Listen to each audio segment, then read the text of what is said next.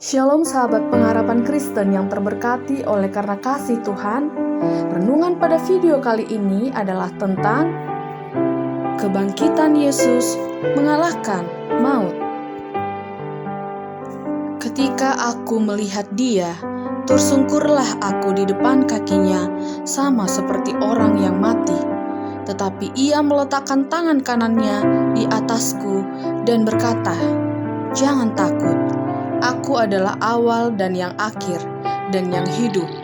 Aku telah mati, namun lihatlah, aku hidup sampai selama-lamanya, dan aku memegang segala kunci maut dan kerajaan maut." Wahyu 1 ayat 17-18. Kematian Yesus di kayu salib adalah dasar penebusan kita. Namun juru selamat yang mati tidak dapat menyelamatkan siapapun. Itu sebabnya Kristus telah bangkit. Kebangkitan Yesus menandai kemenangan terakhir atas dosa dan kematian. Itu juga menjamin kebangkitan kita sendiri. Kebangkitan Yesus. Maka pergilah mereka dengan bantuan penjaga-penjaga itu. Mereka mematraikan kuburan itu dan menjaganya. Sebuah batu, matrai, dan beberapa tentara Romawi ditempatkan untuk mencegah murid-murid Yesus mencuri tubuhnya. Namun, murid-murid Yesus hanyalah beberapa orang Galilea yang penakut. Mereka melarikan diri ketika Yesus ditangkap, dan mereka bersembunyi di suatu tempat di Yerusalem karena mereka takut kepada orang-orang Yahudi. Para imam dan orang-orang Farisi tidak takut kepada para murid. Mereka takut kepada Yesus. Setan mendorong mereka untuk mencegah Yesus keluar dari kuburnya. Maka terjadilah gempa bumi yang hebat, sebab seorang malaikat Tuhan turun dari langit dan datang ke batu itu dan menggulingkannya, lalu duduk di atasnya.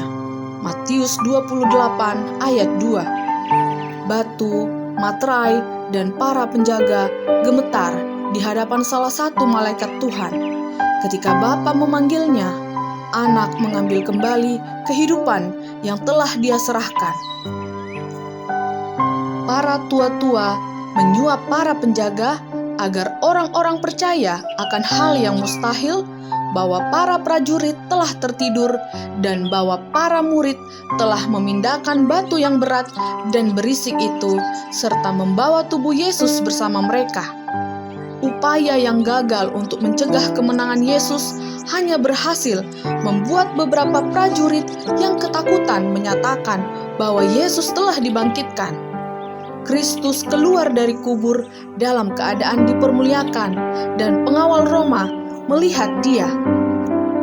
Para saksi kebangkitan Yesus. Dan kuburan-kuburan terbuka, dan banyak orang kudus yang telah meninggal bangkit. Dan sesudah kebangkitan Yesus, mereka pun keluar dari kubur, lalu masuk ke kota kudus dan menampakkan diri kepada banyak orang. Batu-batu yang menutupi makam beberapa orang kudus terbuka oleh gempa bumi. Mereka tetap di kuburan mereka sampai gempa bumi kedua menandai kebangkitan Yesus dan mereka. Orang-orang ini dibangkitkan dalam keadaan tidak fana dan naik ke sorga bersama Yesus. Tidak seperti orang lain yang dibangkitkan untuk mati lagi, seperti Lazarus atau putri Yairus. Sebelum naik, mereka menampakkan diri kepada banyak orang di Yerusalem dan bersaksi tentang kebangkitan Yesus. Mereka yang melihat kebangkitan Yesus, kata mereka itu, "Sesungguhnya Tuhan telah bangkit dan telah menampakkan diri kepada Simon." Lukas 24 ayat 34. Seperti yang tertulis dalam Perjanjian Baru, banyak orang melihat Yesus dibangkitkan dan menjadi saksi kebangkitannya. Yang menjadi saksi kebangkitan Yesus adalah: pertama, sekelompok wanita; kedua, para pengawal Romawi; ketiga, Maria Magdalena; keempat, murid-murid Emmaus; lima, Petrus; keenam, mereka yang berkumpul di ruangan atas; ketujuh, Thomas; 8. Lebih dari 500 orang; 9. saudara Yesus yaitu Yakobus. 10. Paulus. 11. Kita juga menjadi saksi kebangkitannya oleh karena iman. Pentingnya kebangkitan. Tetapi yang benar ialah bahwa Kristus telah dibangkitkan dari antara orang mati sebagai buah sulung dari orang-orang yang telah meninggal. 1 Korintus 15 ayat 20. Buah sulung adalah persembahan kepada Tuhan. Buah pertama dari terbaik dari sebuah ladang yang dipersembahkan. Itu merupakan mewakili seluruh panen. Menurut 1 Korintus 15, jika Yesus tidak dibangkitkan, maka iman kita sia-sia. Sejak Yesus bangkit, dalam ayat 14 tertulis, khotbah kita masuk akal. Ayat 15, kita bersaksi bahwa Tuhan itu benar. Ayat 16, kita percaya bahwa kita juga akan dibangkitkan. Ayat 17, kita memiliki iman bahwa dosa-dosa kita diampuni. Ayat 18, kita akan melihat lagi mereka yang telah mati.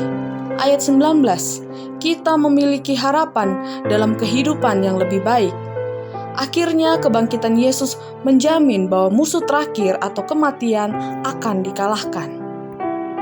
Kristus bangkit dari antara orang mati sebagai buah sulung dari mereka yang tidur.